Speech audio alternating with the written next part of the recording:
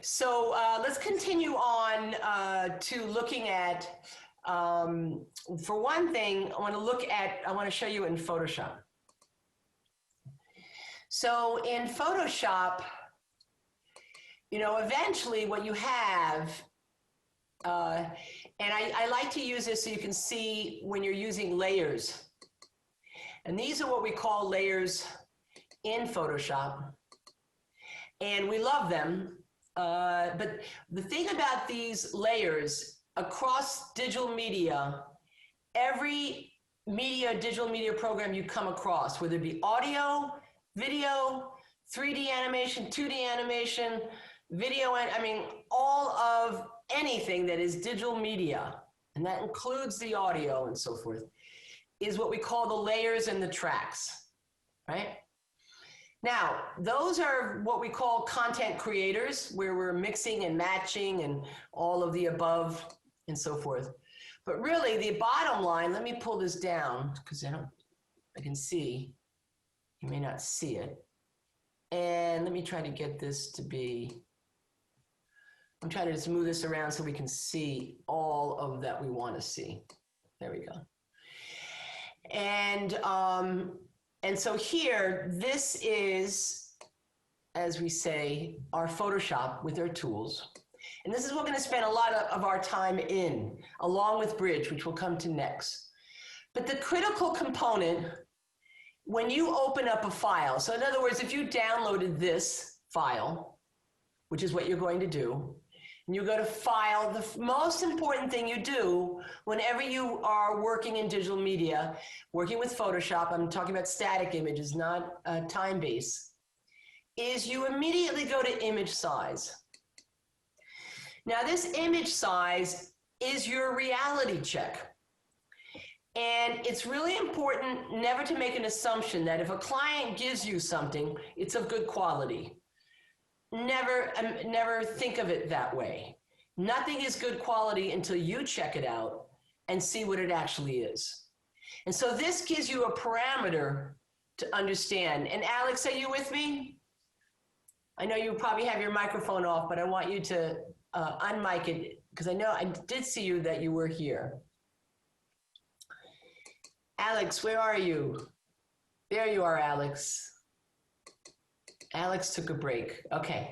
So anyway, the important thing right here is image size. So you see the resolution? Does anybody know what's the important resolution for print? 180. That's actually incorrect. But I appreciate you responding, Val. Because it is a good answer to have, but that 150 or 180 is really in the ballpark of web. So because our monitors are getting bigger and bigger, 150 is good, but by default, 72 is a web format. You could never really print this. So you have to remember there's a world of a difference between web and print. And a lot of inexperienced people really mess things up and lose opportunities. I mean, you could literally be fired if you didn't have the basis of resolution understanding. So the question is that, number one, this would have to be 300. So when you come up here to, let me just cancel this. Just to give you an example, when you go to File, New, in most Adobe programs, and thank goodness, this has made my life really easy, they have set templates for you. So you see here, print. Print under 8.5 by 11 is always going to be 300. So it's important to know that if you're going to be doing print, no question about it, it's got to be 300. And if you have something less than that, then you have to let and you do this in writing, in an email. You have to let them know that the quality is not good enough for print at the size that they want it. Now, if they want it to be smaller size, we can possibly do that. And now I'm going to show you why. So we'll come back to this, but let me just show you again on that image size, because this is what we do. We download an image, we upload client images, and we look at them one by one to be sure of the resolution. So this is a web context, and you see it's images. It's only pixels, right? This is only pixels. And this is inches, so it's 6 inches by 10. That could not be printed. But if I wanted to print it, I could say, okay, client, I can possibly print this by changing this. And so what you want to be sure to do is have this resampling off. Now watch what happens to the size when I change it. It just changed it. So now what that did is that I can deliver this image print quality, but it's only going to be 2 inches by 1 inches at 300. So in that context, that's why, so if we go to this cubism one, let's go to the print one. Let's go to image size. Now this one is 16 inches. Still, it's a web resolution. And if I wanted it to be for print, for a magazine, if I wanted to, let me just cancel this. If I wanted this all to be on for a print situation, for a job, I would come up to image size, resampling is off, change it to 300, and that image could print really well, only for 4x3. Okay, so now there's lots of ways to, and there's lots of third-party programs that will go, you know, we can take a bad picture and make it good, but you have to be really careful about that. And one of the reasons why I love web so much is that there's a lot of room for error. There's a lot of wiggle room, but in print there is no wiggle room. It is what it is. And that's why when you start out in Photoshop, you'll see the default for print is going to be 300. So that's the standard size to 300.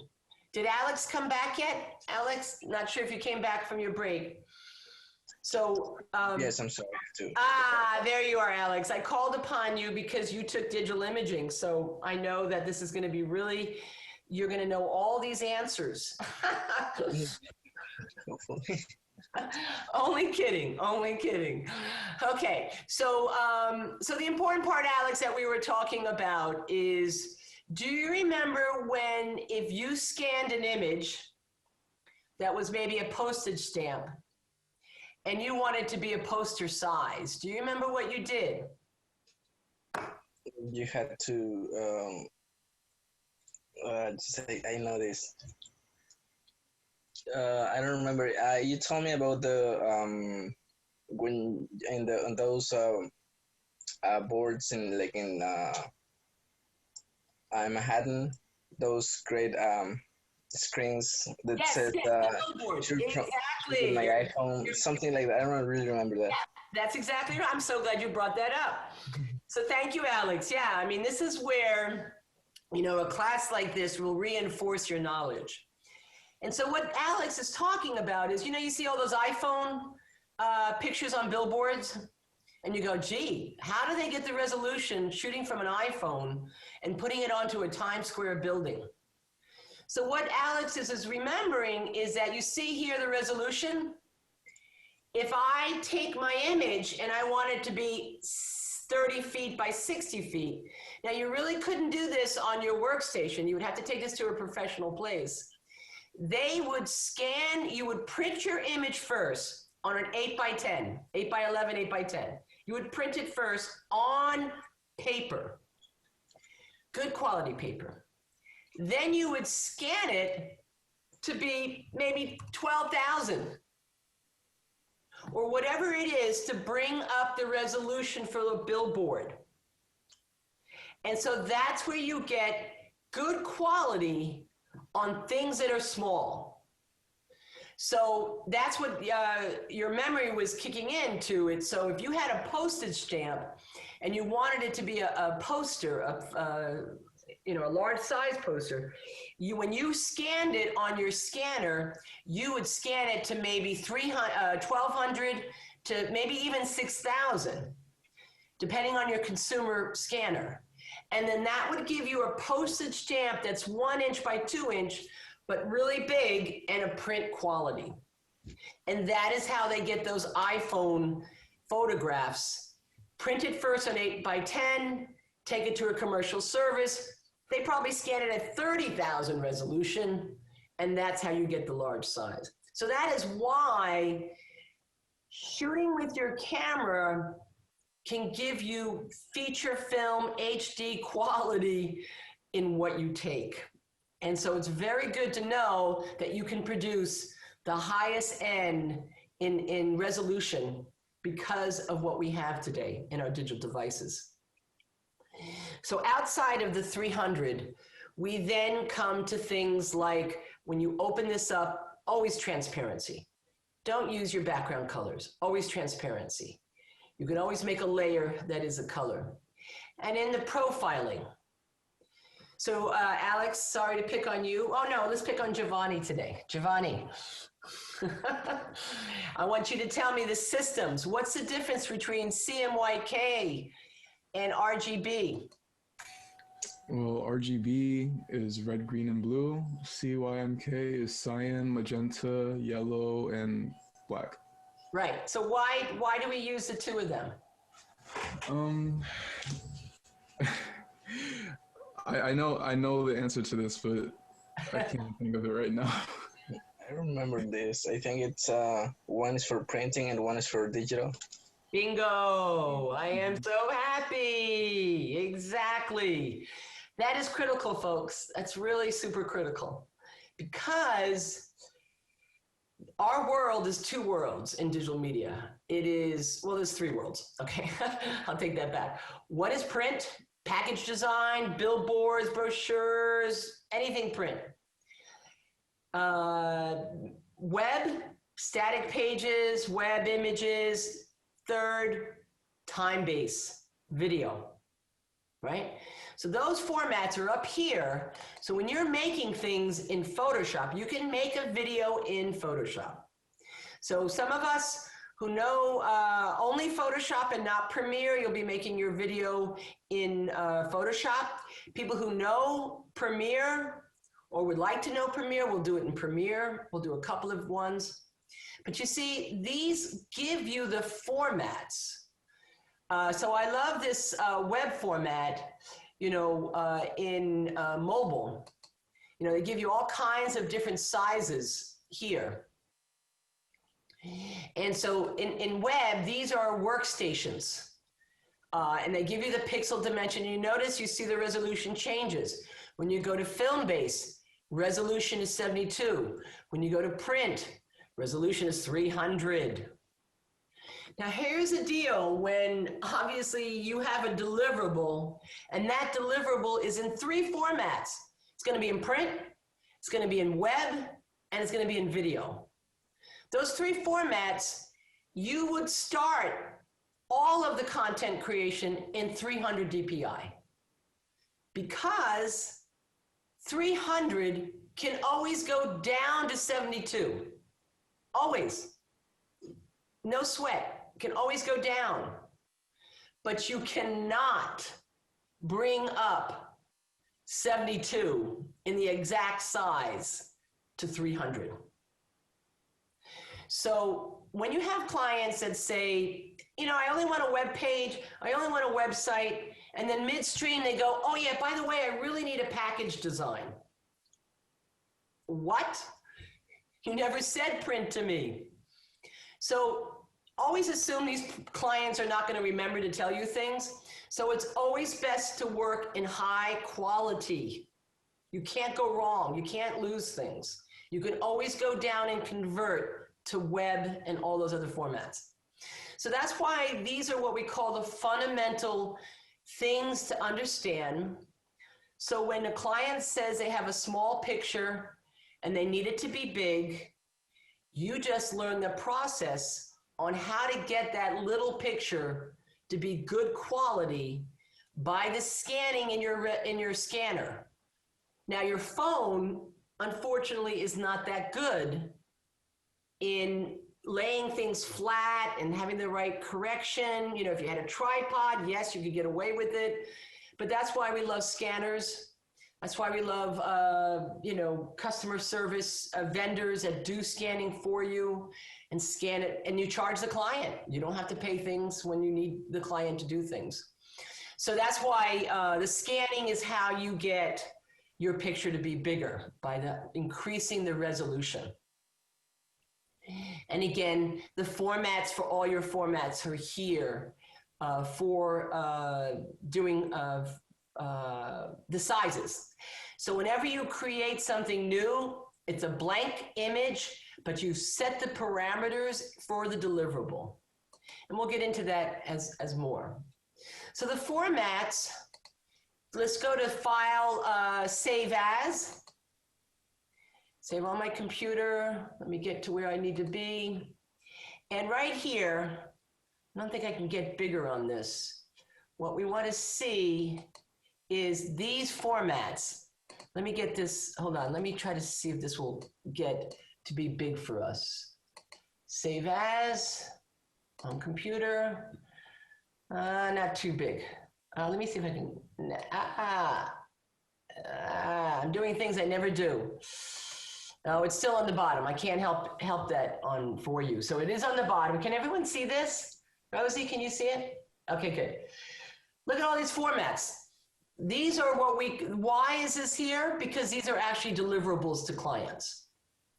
So let's kind of talk quickly about them because the videos I've given you. But I like this Save As because Photoshop is like, we got to give them the most important formats. So again, PSD is the most important format in creating content for what we're talking about as far as images are concerned. Not time-based, but images static. The other one would be an Illustrator, and that would be an AI file. So what we call the authoring document, the document that you have created for the deliverable, that is the most important document, not the exportable document, not the exportable format. And that's what we're talking about. We're talking about exportable formats right now. But when you're creating, the most important document is that PSD. And so there is your PSD. So you want to be sure when you save, you're saving it as a PSD. The second one that's very important is EPS. EPS is commonly utilized within offsetting printers. When you send the job to do 10,000 brochures, or you send the job to go to billboards, or you send the job to be a print all by itself. Sometimes the EPS is something that they may ask for. And again, in the format would be CMYK for print. So you would start your image in CMYK and you would export your symbol as CMYK for print. So RGB is all electronic, web, time-based, anything that you plug in is RGB. CMYK is always flat, which is the additive color system. And then now we have a GIF. Alex and Giovanni, tell me the difference between a ping and a GIF. The difference between a ping and a GIF is that a GIF is multiple images and they're like in a sequence, so it makes it look like it's moving. An animated GIF. So that would be an animated GIF. But you can have a static GIF as well, right? It's only if you built that animated GIF in Photoshop, and Photoshop is fantastic with animated GIFs, even better than Flash. So, Alex, are you with me? Yes. So the ping, what does ping and GIF have in common? Transparency. Exactly. And what's their, since they both have transparency, what difference of the transparency does ping have over GIF? I'm not sure, actually. Okay, that's okay. So here's what's important for everyone as you're listening. A GIF only has one color transparency. You can only choose one color, and you often choose the background. But you'll see that pixelization, the bitmap. A ping will give you an alpha transparency where you can have an opacity level change, like drop shadows. And the drop shadow is 30% of a shadow. And then the outside is it. So it's a higher quality ability of multiple transparencies because it's called the alpha channel. So you could have something that's 20% opacity and you will see that. You could never see that in a GIF, never. So those are big, big differences between the GIFs and the PNGs, and these are most common. These are the most universal formats that everybody uses. So the other difference between GIFs, and I'm not going to export this, is on here. Let me come over here to Photoshop. Is that a GIF, when we do an export, let me zoom in first so you can see the difference. We zoom in and we go to export, save for web. So animated GIFs and GIFs are often most of the time for web. So I'm going to change it to GIF. And now here are the colors. So GIF only has 256 colors, and that is it. JPEGs and PNGs have 1 million colors. They don't even show them to you. So GIF has a certain amount. So like if I zoom in on this, let's zoom in so you can really see this. Oops, yeah. So there's 256 colors. Now I have to tell you folks, I don't know why Photoshop hasn't given this to me yet, and I keep thinking the next version is going to do it. There is not one filter in Photoshop that gives you this quality. If you find it, please let me know, okay? Because the only way that I can get this quality of a filter, which is this lovely pixelization, which is what I'm desiring, is that you have to export it as a GIF, as an image, and then bring it back into your composite to use it. No Photoshop filter gives us this. So if you find it, please let me know because it's just phenomenal. There is posterization, but even posterization does not give you this good quality. And I'll show you why, unless they've improved it. And that's where it would be, is in posterization. So watch what happens when I change the color on this.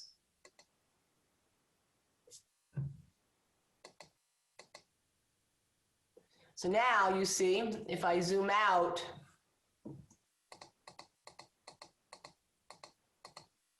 that's my only two colors. And if I brought it back, the colors would come back and so forth.